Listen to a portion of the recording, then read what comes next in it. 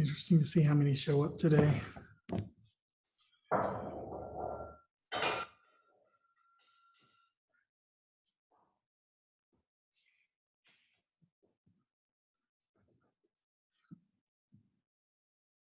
Apparently the lab assignment this week has got them all kerfluffled. So I've been getting like 10 emails a day with questions.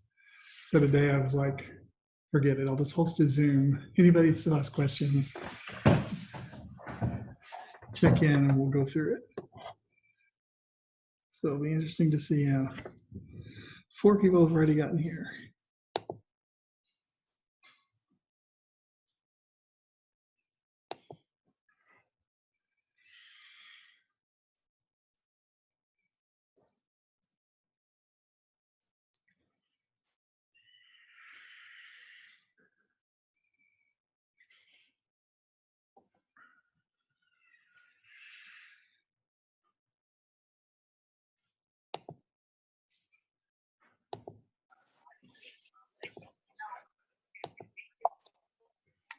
Hello, everyone. Hi.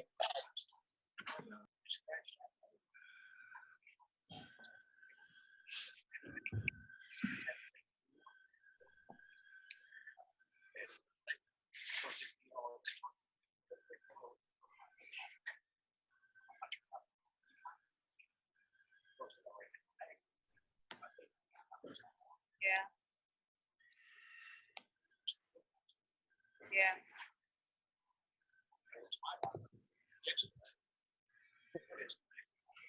We'll wait a couple more minutes here and see if anybody else joins in real fast. Or you.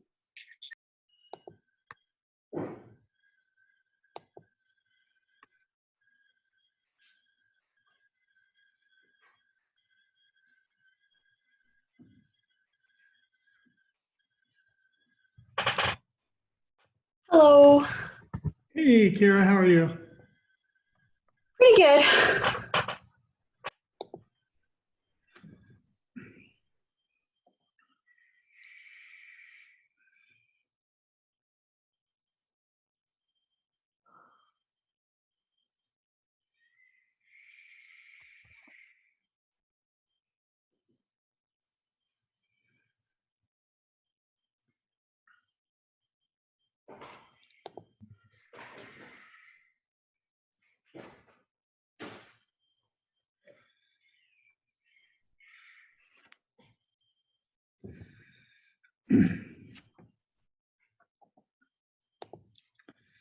We can now say that we officially have the largest Zoom that we've had all semester, for lab at least.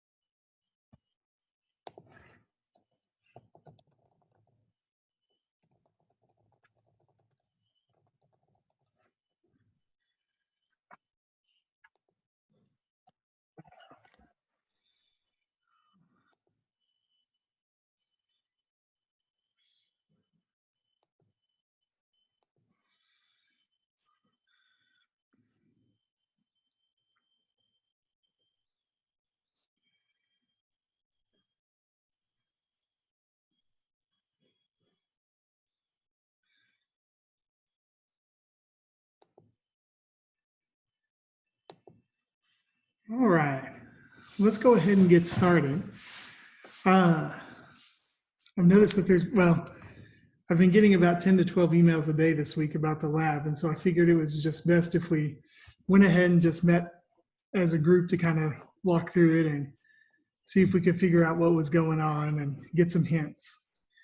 The one thing that I'll say right off the bat is that I am going back in and checking over each attempt after you've submitted it, because I know that there's a lot of questions where Canvas is looking for things that are slightly different than what you're entering.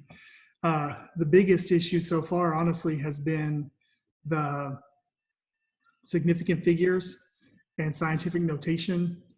On some of the questions I wrote there at the bottom, make sure you enter your answer in this format, because Canvas is really, really particular about how it looks. And if it's not, space for space and dot for dot, exactly what's on there, then Canvas just gets really angry and counts it wrong. So I've been going through and rechecking all of those. And so some of them, you may get one I just did right before I logged onto this, had like an 86 of 160. And after I went through is a 153, so your score can go up significantly once I check through it and do all of the different things for it. Because I can understand better what you were trying to say than Canvas can most of the time. Well, let me stop at that point then and just say, where are you getting hung up on the quiz or on the quizzes? What's the biggest challenge so far? Sydney? So I have a question on the last quiz. So when you're figuring out like the percent oxalate, Mhm. it like the formula on Canvas that we were supposed to use to balance the titration was H2C2O4, but then in the the actual complex formula is just C2O4, and so when we're using the percentages to find the empirical formula, I don't know what molar mass to use. Okay, so for that one, you're going to want to use the 88.022 grams. All right. Okay. For the C2O4 there, it'll be 88.022 grams per mole. So when you, I guess in the previous quiz, when you're finding the percent oxalate, do you use the 88.022 grams then? Or the one with the H2? I'm checking because I want to make sure I get the right thing. So on that one, the percent oxalate, yeah, it's still the 88.022 grams there, because the hydrogen is taken off there in the very first step when we add it. So the complex itself is just the C2O4. Okay. And then for when you're finding the formula, if it ends up being once you divide by the minimum, the smallest number of moles, if you end up getting 2.7 or 3.7, I don't even know if I did it right, but if you get something like that, would you multiply by 3? If it's 0.7, round up? I would just round up. The only time I would multiply is if it was right at 0.5, right? But at 0.7, I would just round up. So if you got 2.7, I would round up to 3. Okay. Okay, thank you. All right. Where else are we getting tripped up? So I'm getting kind of tripped up on the redox reactions. Yes. I really thought I understood it, but apparently I did not. Okay. Well, let me show you a handy tool that I love, all right? Mm-hmm. For this, I'm going to go to share my screen, and I'm going to wear this one.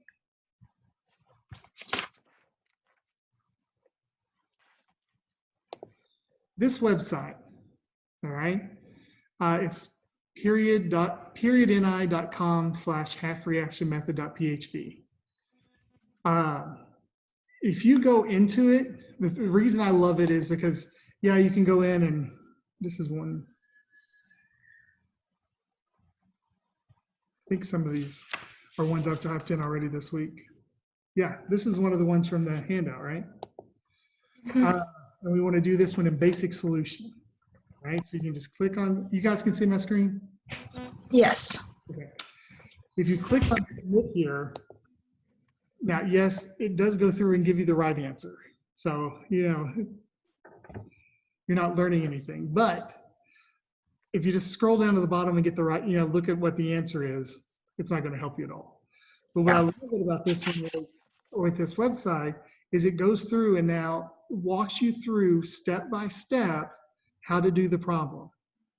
All right. And then it explains what it's doing each one. So like in particular, this one, first it says, it has you write down the unbalanced formula and all the reactants and products, et cetera.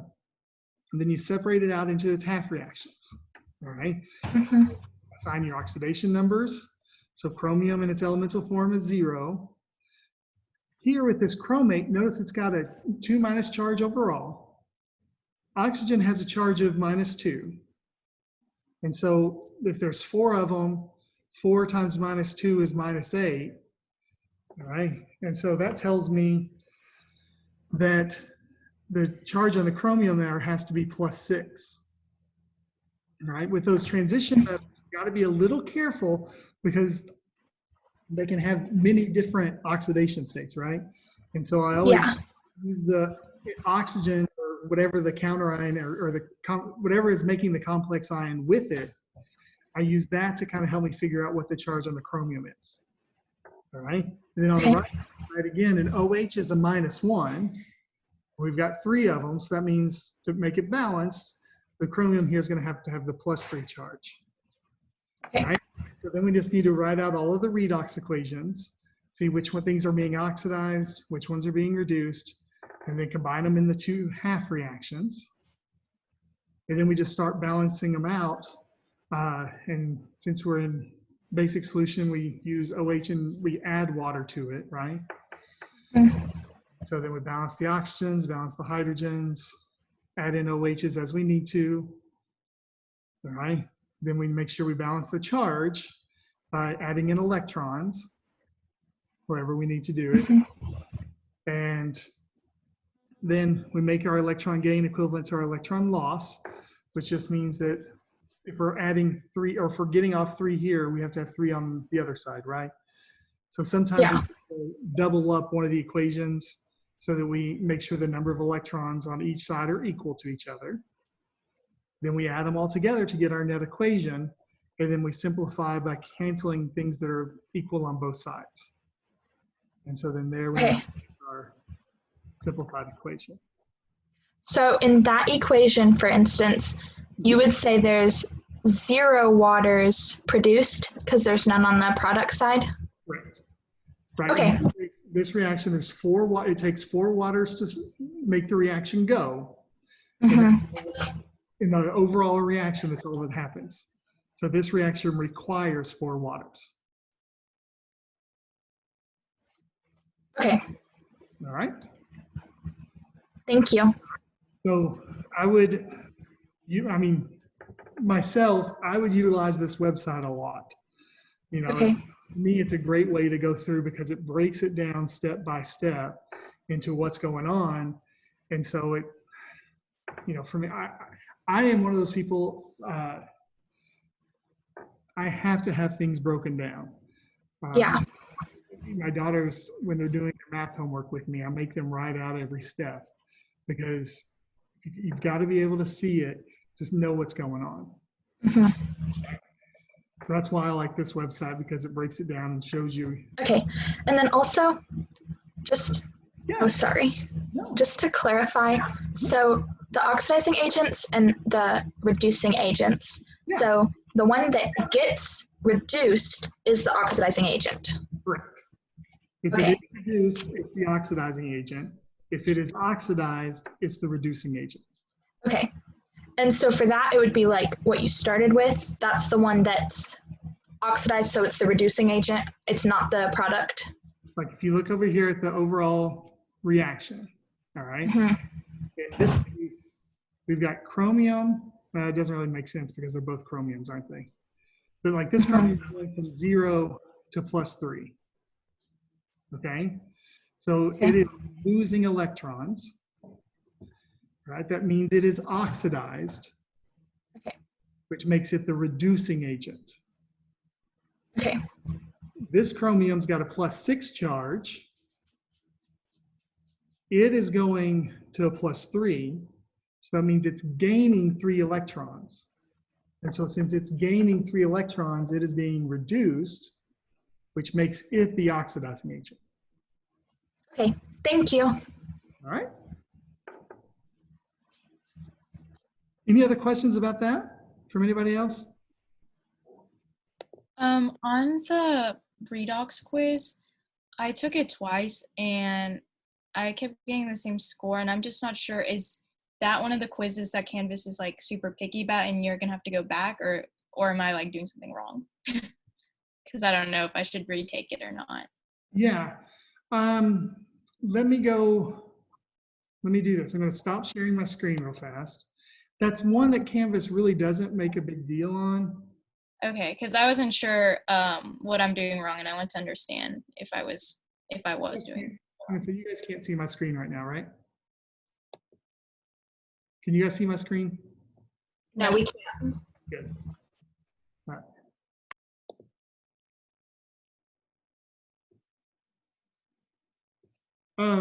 It goes back to that question we were just talking about, the oxidizing agent, the reducing agent. Okay, Sydney? Yes, sounds good. Thank you. So it's the idea that if it is being oxidized, that makes it the reducing agent. And if it's being reduced, that makes the oxidizing agent. Okay. Right? I just got confused. Yeah, thank you. Okay.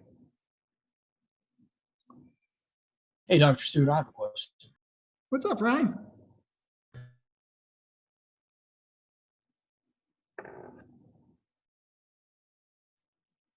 Hey, Ryan, you're muted. Can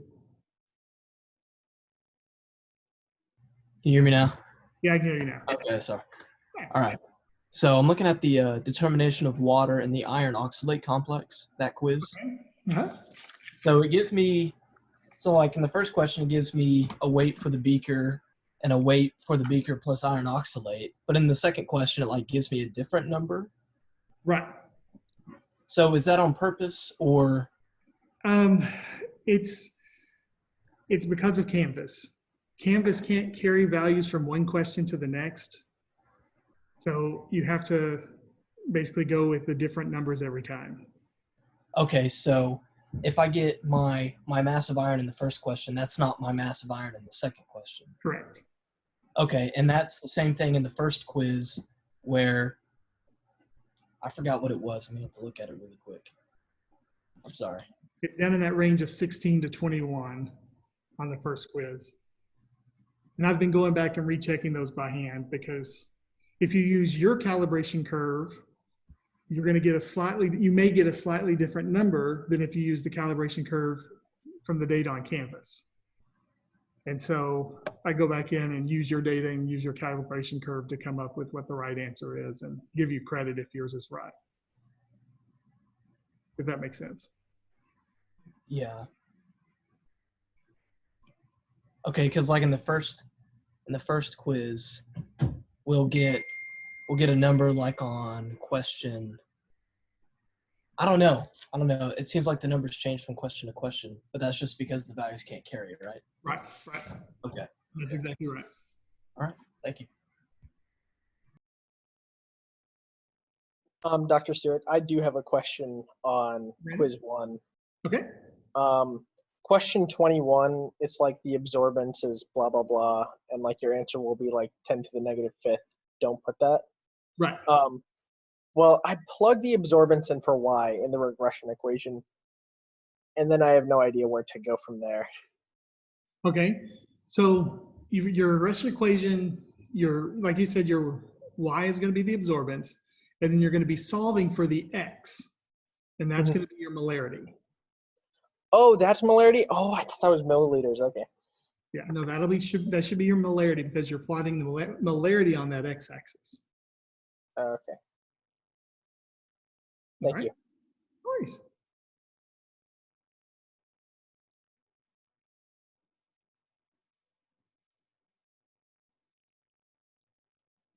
I'm also kind of stuck on the redox quiz, kind of in Sydney's situation, where I took it and I got 40 out of 50, and I'm not exactly sure what I got wrong.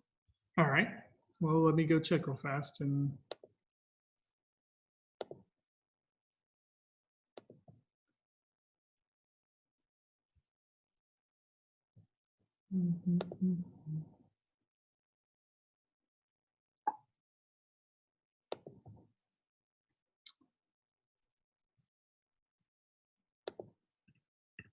Yeah, it's the first two questions there. Let me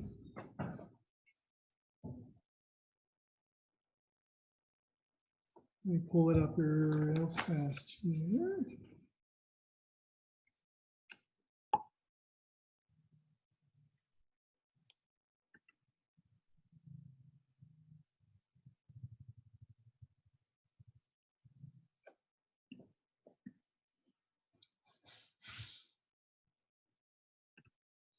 And now that I'm looking at it, Anna,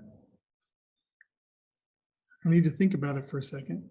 Because isn't chloride being oxidized, so it would be the reducing agent? Yeah. Chromium's going from 14, 12, from +6 to +3, so it's being reduced, so it makes it the oxidizing agent. Yeah, the answer is just wrong in Canvas on that. Okay, Yeah, I'll fix that. sounds good.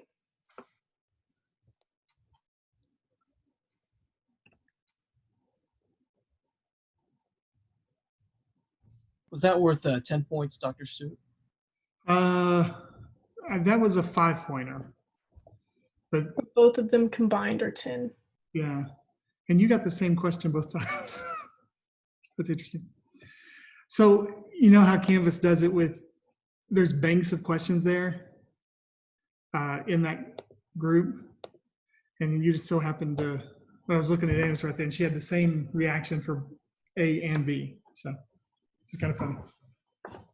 Yeah, and that, like I said, I'll go back and check that, and after we get off the Zoom here, I'll go and correct it inside of Canvas, so that if any of the other ones, if it'll go back and regrade anybody who's gotten that same question.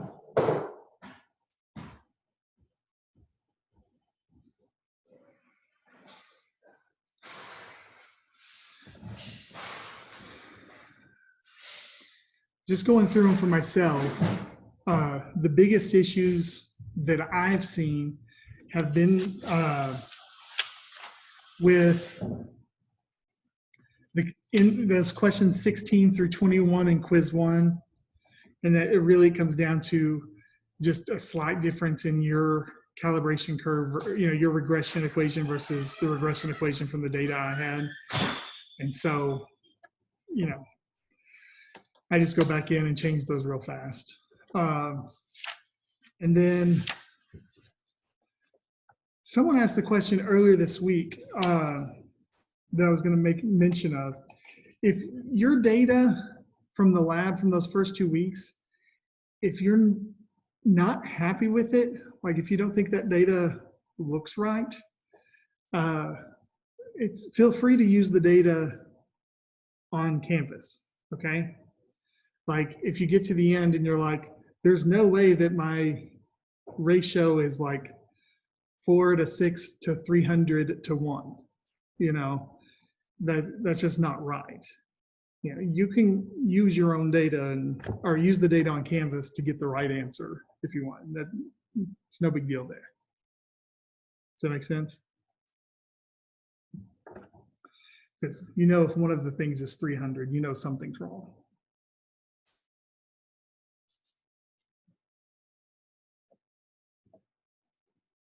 All right, where else? Or what else can we talk about? I have a question. On number 19 on that first quiz, it says I got partial credit on that, and I'm not sure how I got partial credit, like with that ratio, like what I messed up, Okay. or what was up with that. Question 19, the first quiz.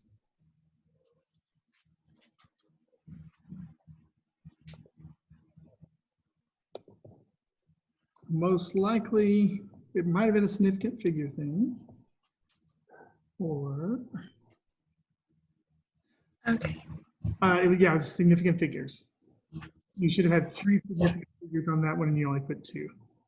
Would it not be 2 because of the 50 milliliters? Mm. Um, I see what you're saying there. It was when the lab, we did it in a 50 milliliter graduated cylinder. And so that would have actually had 4 significant figures. Okay. So the 5.00s are limiting there. Okay. Thank you.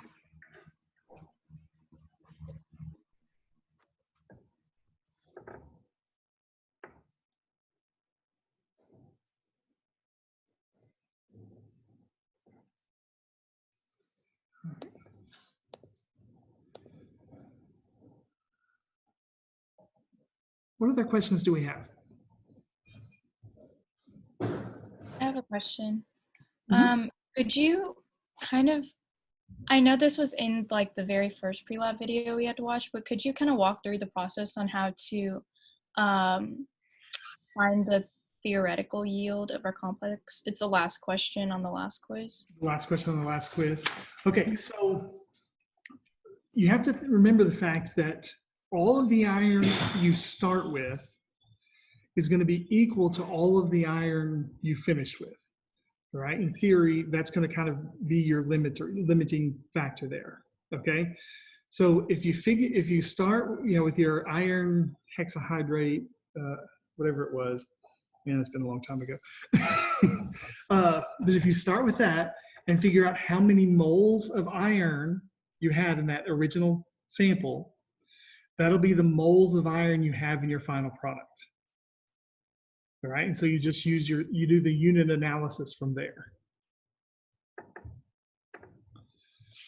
All right, so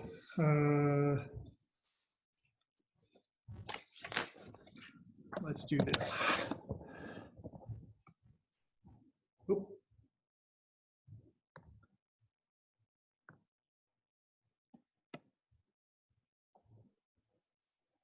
So if you started off with 5.00 grams of, that is not an A, that's an N.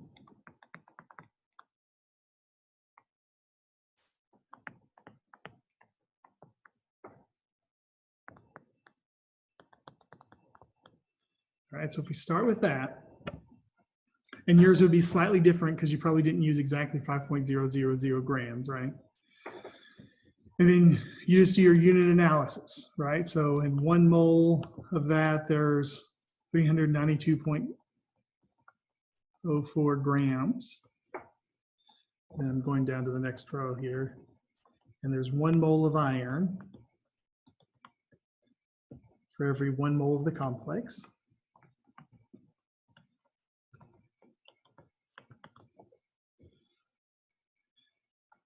And then of our final complex,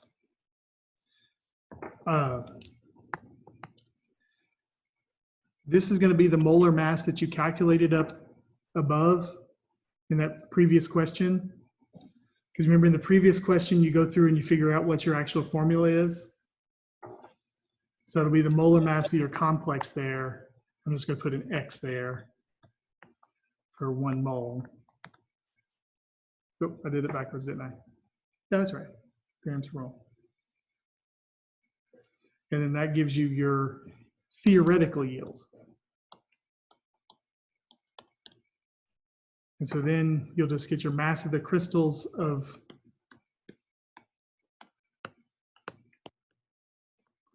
divided by the theoretical yield times 100. And I have the worst handwriting in the world, just so you know. And so for the mass of crystals that we use at the end, is that the mass from like our data that we found in the beginning? Right. Okay. Okay, thank you.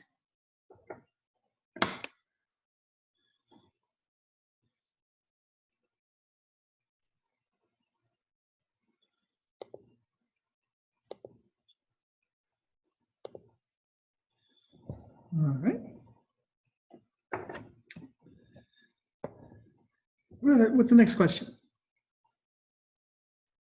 Can you talk about number 24 on the first quiz?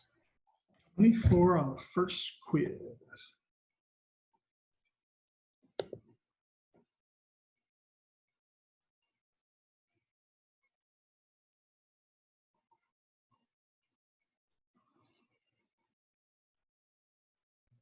I just seem to have weird numbers.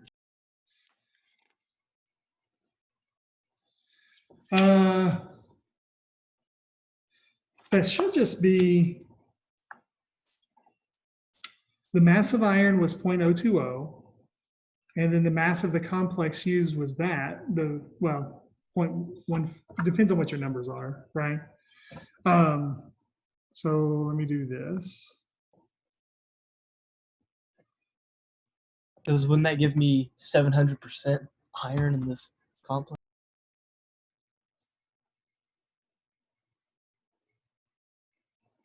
All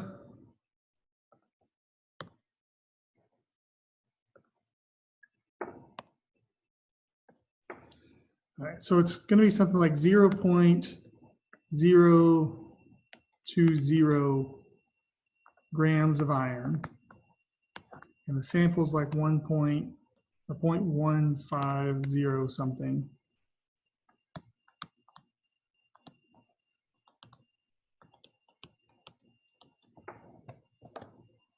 So it would be 0.02 divided by 0.15.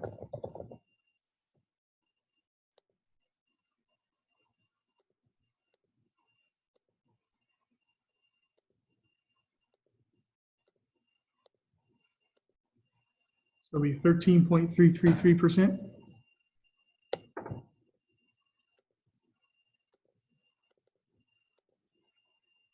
Okay. Can you look at my numbers specifically? And because my numbers, it says I have 0.02 grams of the complex, and then I have 1.58 grams of iron. Okay. Oops.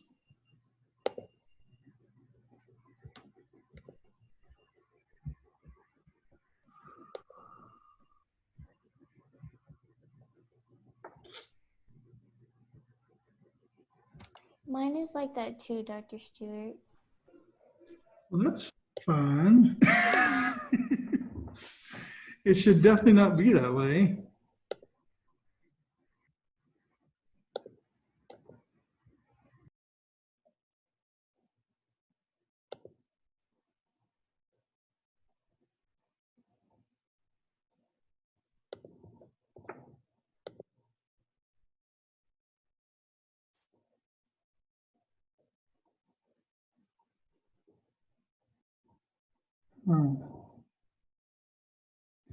Ryan, it's not even letting me see your attempt on it.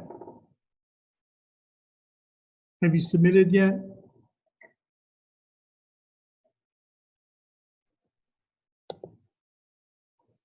Whose else was the same as that?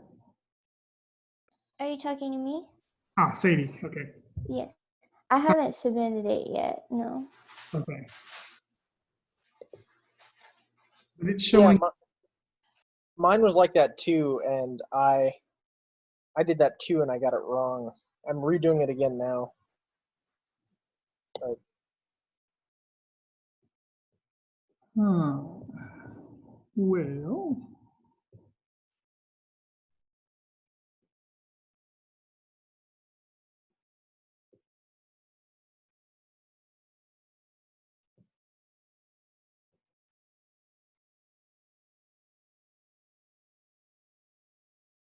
Also, Ryan just texted me and wanted me to let you know that his Mac just crashed. So that's why he randomly left.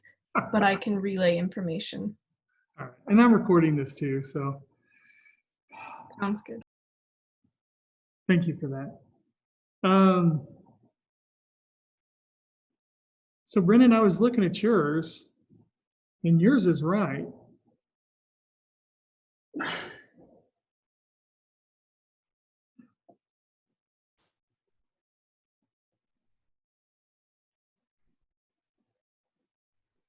Huh. And Sadie, you haven't submitted yet? No, I haven't submitted it. I'm afraid to.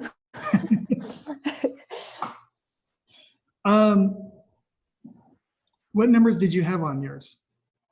I had the mass of the complex was 0.02 and the mass of iron was 0.152. Yeah. Well, give it the, or, you know, give it the 700 and something percent because that's what it's wanting. But Okay. you know that it's wrong. Okay. Okay. Or you can put the right answer in there and I'll go back in and change it. Because I'm going back in, like I said, on all the, going back and doing it in my hand. So, like I said, I wouldn't be. Yeah. I know it looks bad when you're looking, when you're taking, and you're like, it says you've got like a 90 or an 80 or a 70, and you're like, this is terrible. But I promise, grade goes way up unless you've done something completely wrong.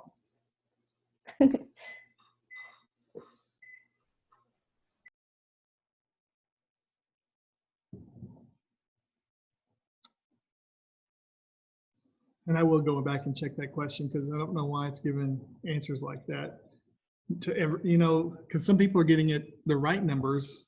So why are some not getting, or I don't know. Seems like if some people are getting the right ratios, everyone should be, but you never know.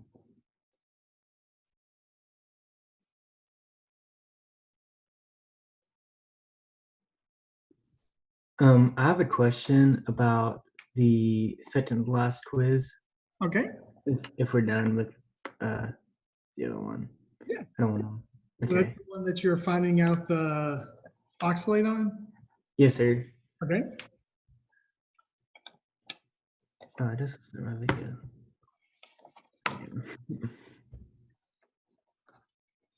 What's your question? I'm not sure where to start on number 2. Because yeah, I just don't know necessarily what we're how to like solve for the percent oxalate. All right. So let me do a couple of.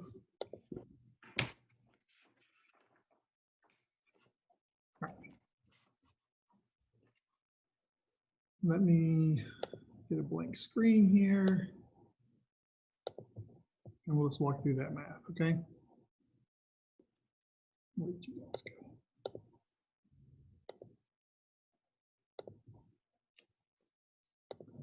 All right, so let's just say that it took 36 mils, right?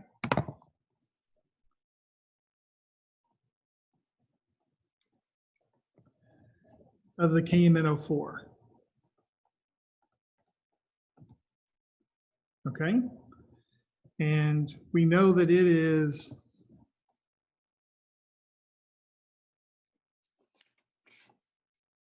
1 liter, there's 10 to the 3rd milliliters. And that, trying to look and see, what was the molarity of the potassium permanganate? 2 times 10 raised to the negative 2. Sweet, sweet. Okay. I didn't have that right in front of me here.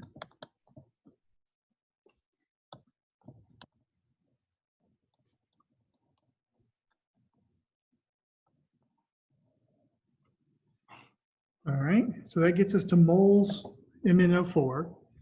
And then you've, in the first part of the question, or the first question on that quiz, it asks you to write out the half reactions, right, and balance it. And when you do that, what did you end up with the ratio of your mole-to-mole ratio for the chromate to the manganate?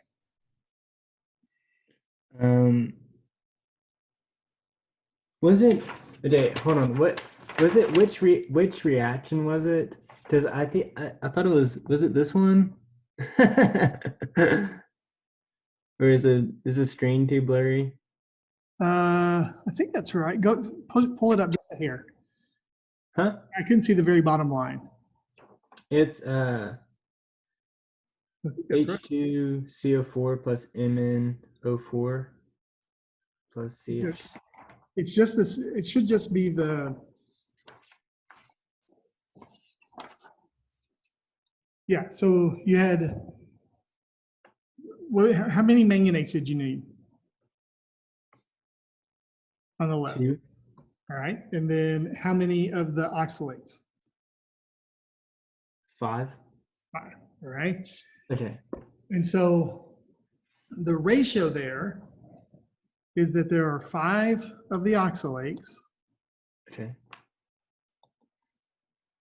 over 2 of the manganetes.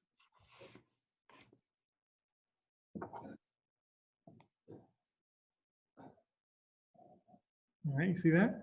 Mm-hmm. And then going back to Sydney's question from the beginning, we're just worried about the C2O4 because the H is a spectator. So we're going to say that there's 88.022 grams of oxalate in 1 mole of oxalate.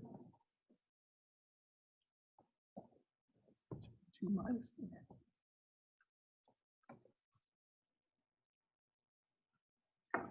So if we go through and do all that math, which your math will be different because you're going to have a different volume there, right? Mm-hmm.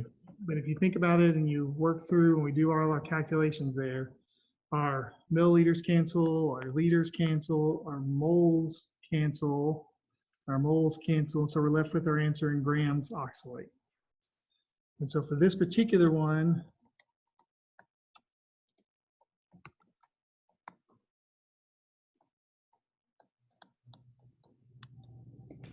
we get 0.158439 grams of C2O4.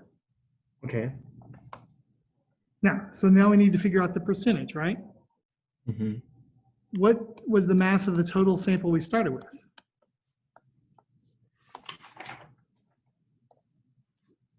Was that the, okay. Was that in the potassium oxalate or? No, that's going to be like you put a mass of your sample into the round bottom to do the titration. Uh-huh. All right. So I think that was 0.300 grams of your complex. So you put 0.3 grams of your complex into the Erlenmeyer flask. All right. And then once you've got that 0.3 in it, you titrated it with the potassium permanganate till it changed from the deep purple color to the light pink color. And that took, like in the example I'm showing you, it took 36 mils. All right. So that tells us once we do the conversion that there's 0.158439 grams of oxalate. And overall, we started with 0.3 grams of the complex. Okay. Take that and multiply it times the 100%. Mm-hmm. And so then we end up with The percent. the percent oxalate. Okay. Gotcha. All right. Gotcha. Okay. And I looked ahead on the last quiz.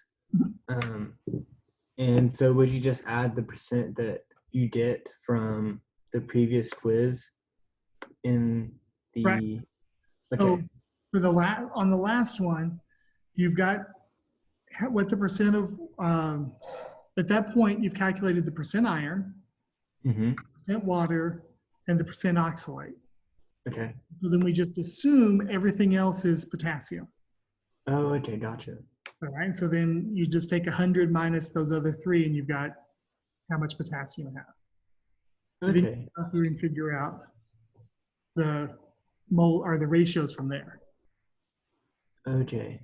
All right. And So to figure out the ratios, would you just do the percent over? you like since we're working with oxalate here, Mm-hmm. you got 52.8% Mm-hmm. of the oxalate. So you just assume you have a 100-gram sample, right? Let's just assume. Okay.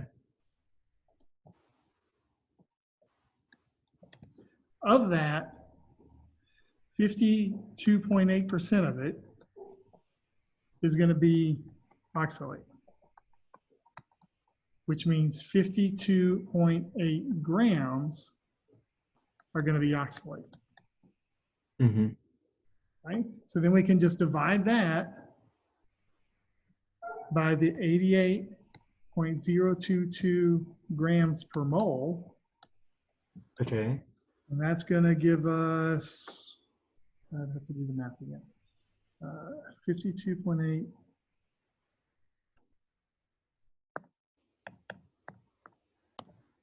Oops.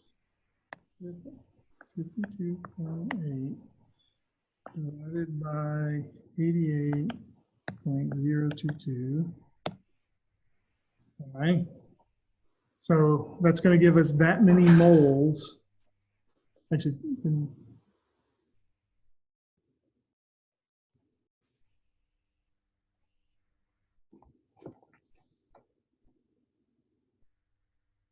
my number's off. Why is my number off? It should be 0.68. Did something wrong when I typed it in. But it should, the 52.8 divided by the 88 should give me 0.69. Okay? Okay. What did I do wrong? 52, this is bugging me now. 52.8 grams divided by 88. Oh my goodness.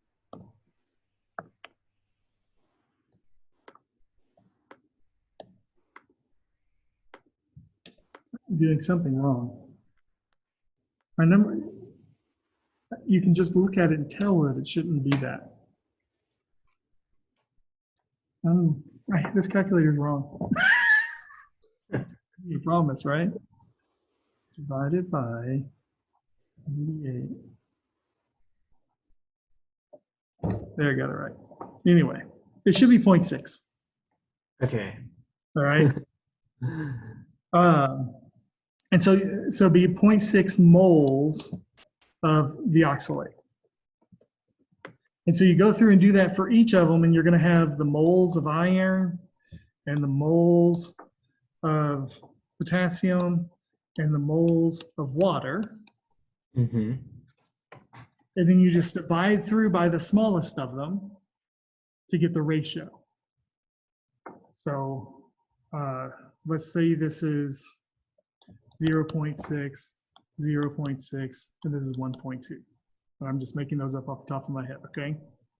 Okay. The smallest of these is 0.6, right? So we divide by 0.6.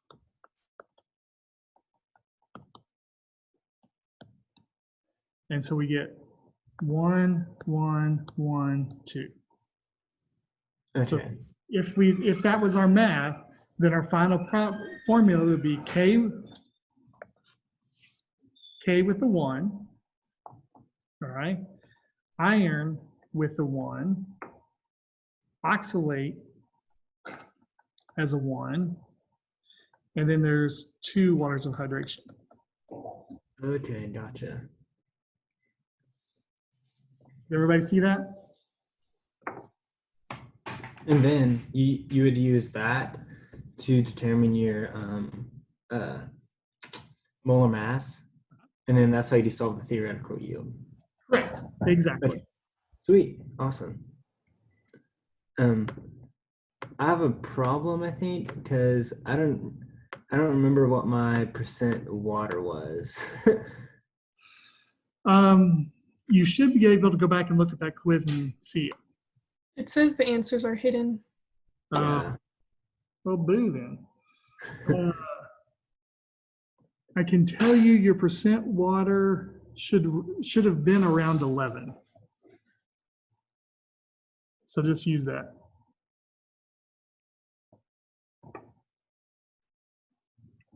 How many sig figs should the percent oxalate be? The percent oxalate should just be 3 total.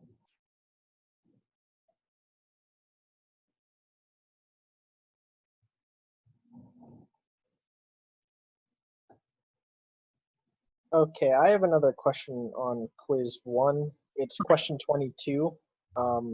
It's like the molarity of the solution. A 100 milliliter flask is this number, and then what's it after being diluted in a 250 milliliter flask? Okay. The problem I'm having is I'm winding up with a number, but it's not that 10 to the negative third.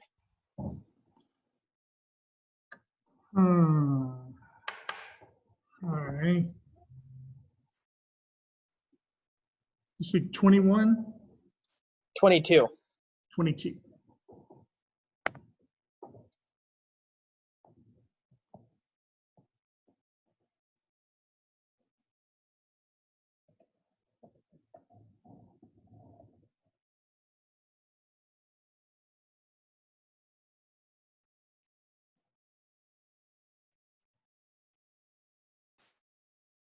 So it should just be M1V1 equals M2V2 for that one. Yeah, that's what I did, and I end up with a 10 to the negative fifth. No, it should be 3 mils.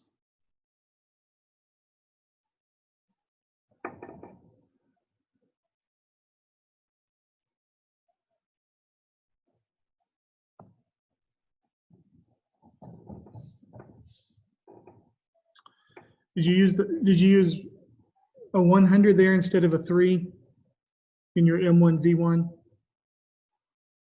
Yes, I did. Yeah, Is it use a supposed to 3. be 3? Yeah, Okay. because you only use 3 milliliters of that one to make the 250. Oh, that's what I was talking about. Okay. I thought it was something weird. Yeah.